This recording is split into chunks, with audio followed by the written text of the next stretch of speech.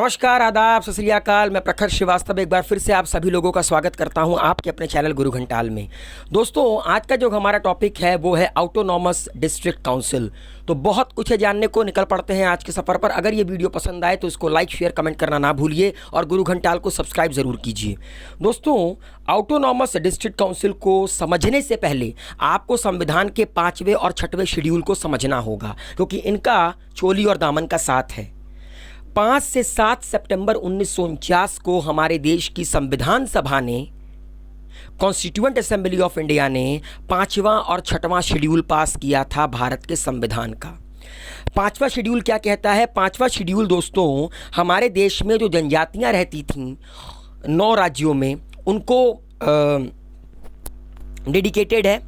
और 6वें शेड्यूल में दोस्तों वो एरिया आते हैं भारत के, खासकर वो नॉर्थ ईस्टर्न स्टेट से ये शेड्यूल डील करता है जो कि चाइना और म्यांमार से बॉर्डर टच करते हैं, like Mizoram, Manipur, Nagaland, Arunachal Pradesh etcetera. The 6th schedule give tribal communities considerable autonomy. याद रखिएगा दोस्तों, जो 6वां शेड्यूल है वो ट्राइबल कम्युनिटी को ऑटोनॉमी प्रदान करता है। मतलब कल को अगर आपसे कोई पूछे कि ये जो ट्राइबल कम्युनिटी होते हैं इनको ऑटोनॉमी भारत के संविधान के किस शेड्यूल के तहत प्रोवाइड किया जाता है, तो 6वें शेड्यूल के तहत ट्राइबल कम्युनिटी को ऑटोनॉमी प्रदान की जाती है।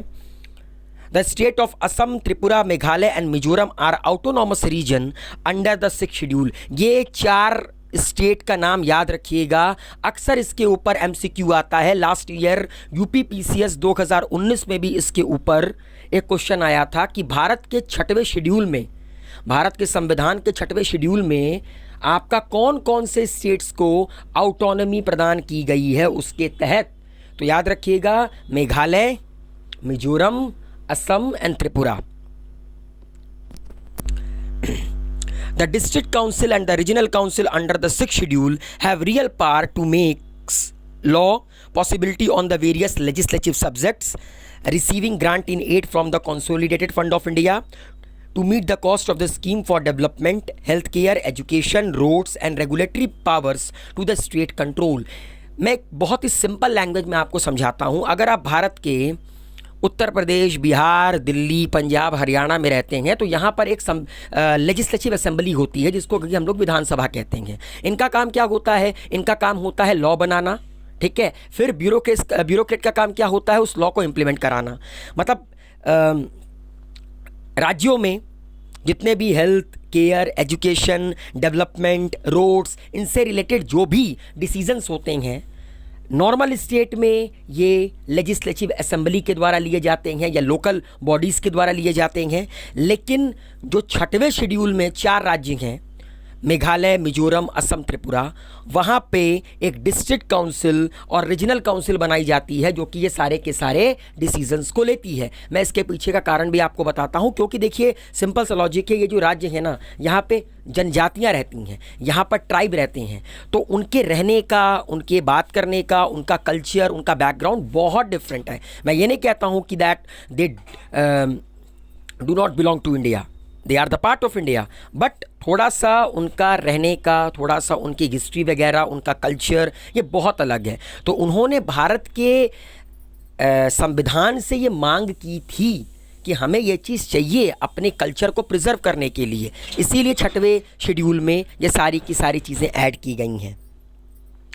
अब दोस्तों, जो डिस्ट्रिक्ट काउंसिल बनाई जाती है वो 5 साल के लिए बनाई जाती है, ठीक है। जिस तरह एक नेता चुना जाता है 5 साल के लिए, प्रधानमंत्री 5 साल, चीफ मिनिस्टर 5 साल, ठीक उसी तरह डिस्ट्रिक्ट काउंसिल का आपका जो टेन्योर होता है, कार्यकाल होता है, वो 5 साल का होता है, ठीक है। और याद रखिएगा, ये जो ऑटोनॉमस डिस्ट्रिक्ट काउंसिल होती है उसको गवर्न करती है एग्जीक्यूटिव कमिटी। इनका फंक्शंस क्या होता है? पहला, मेकिंग लॉ ऑन लैंड, ज़मीन पर लॉ बनाना। Management of forest except reserve forest, reserve forest को छोड़कर जितने भी फॉरेस्ट इनके यहाँ पर होंगे उनको मैनेज करेंगे ये, ठीक है। रिजर्व फॉरेस्ट दोस्तों सेंट्रल गवर्नमेंट के अंडर में आ जाती है। इनके जो भी ट्रेडिशनल चीफ्स होंगे, हेडमैन होंगे, उनको अपॉइंट करना आपको पता है, हर तरह की जनजाति में एक सरदार होता है। Making rules regulating the inheritance of property, marriage, divorce, constitution of village court etcetera. मतलब यहाँ पे जो प्रॉपर्टी, मैरिज, डाइवोर्स और आपका जो विलेज कोर्ट से रिलेटेड जो भी लॉ होंगे वो यही ऑटोनॉमस डिस्ट्रिक्ट काउंसिल बनाएगी। एंड इन राज्यों में जो roadway, waterway, construction of road, इन सब को मेंटेन करेगी ऑटोनॉमस डिस्ट्रिक्ट काउंसिल। अब एक सवाल है कि इनके पास पैसा कहाँ से आता है, इनका रेवेन्यू का रिसोर्स क्या है। दोस्तों, मेन इनके पास जो रेवेन्यू का रिसोर्स है, जो कि आपका 6वें शेड्यूल में मेंशन गया है, पहला taxes on professions, trades, calling and employment. जितने भी प्रोफेशंस होते हैं लाइक डॉक्टर, इंजीनियर, वो सब वगैरह टैक्स पे करते हैं, हम लोग भी टैक्स पे करते हैं, ठीक है।